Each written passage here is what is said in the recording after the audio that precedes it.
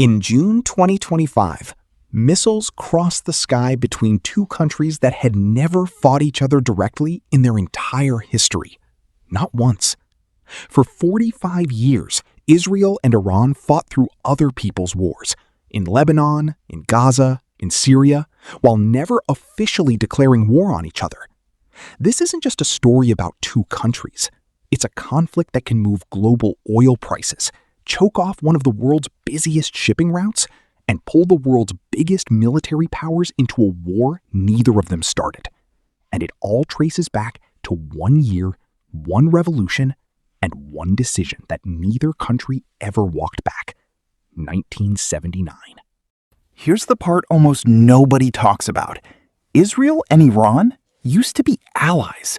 For decades, Iran under the Shah was one of Israel's closest regional partners. They shared intelligence, traded oil for weapons, and Iran was the second Muslim-majority country to informally recognize Israel after its founding in 1948. So if these two countries were quietly cooperating for 30 years, what turned them into each other's most dangerous enemy? The answer isn't ancient hatred. It's a single event you can date to the exact day. In January 1979, the Shah fled the country.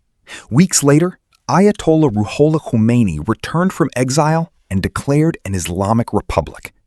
On February 18, 1979, one of the new government's first acts was to sever all ties with Israel and hand the former Israeli embassy in Tehran over to the Palestine Liberation Organization.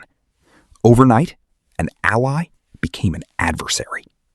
But here's the strange part. Even after that break, Iran and Israel never sent their own soldiers to fight each other. For the next 40 years, they found another way to go to war, one that let both sides deny it was happening at all.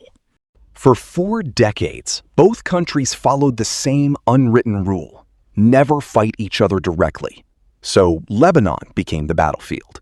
Then Syria became the battlefield. Then Gaza became the battlefield. When Israel invaded Lebanon in 1982, Iran helped organize local fighters into what would become Hezbollah, today one of the most heavily armed non-state forces on earth. Iran funded and trained Hamas in Gaza. Israel struck Iranian-linked targets in Syria for years, reportedly dropping thousands of bombs on convoys and bases. Everyone fought, except the two countries actually driving the war.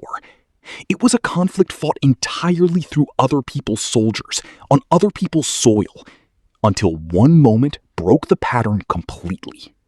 In April 2024, Israel struck the Iranian consulate in Damascus, killing senior Iranian commanders. And Iran did something it had never done in 45 years. It fired missiles and drones directly at Israeli territory, over 300 projectiles in a single night. Israel's air defenses, built with U.S. and allied support, intercepted almost all of them. On paper, it looked contained. Both sides seemed to signal restraint.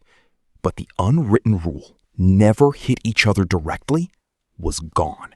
And what happened next shocked even people who'd been watching this rivalry for decades. In June 2025, Israel launched direct strikes on Iranian nuclear and military targets, triggering 12 days of open warfare, the most sustained direct fighting the two countries had ever had. For millions of families in Tel Aviv, Tehran, and Beirut, this wasn't a headline. It was another night in a bomb shelter, another morning wondering if schools would open. The United States joined near the end, striking 3 of Iran's nuclear enrichment sites before a ceasefire took hold. The ceasefire held for months, but the underlying standoff never really ended. On February 28, 2026, Israel and the U.S. launched a coordinated strike inside Iran, and this time it went further than anyone expected. Iran's supreme leader, Ali Khamenei, was killed. Something that would have been unthinkable just 2 years earlier. This is where the story stops being about two countries and starts being about everyone else. The Strait of Hormuz, one of the most important oil choke points on Earth, runs directly between them. Disrupt it, and fuel prices ripple out to countries thousands of miles away who have nothing to do with this conflict.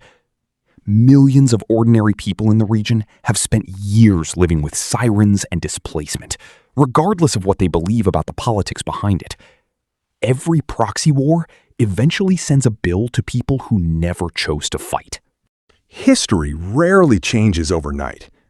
It changes when decades of small, deniable decisions finally collide. Israel and Iran didn't become enemies in a single day, but once the shadow war became a real one, the entire Middle East changed with it. And the world is still finding out how far that change reaches. Subscribe to World Told for more documentaries.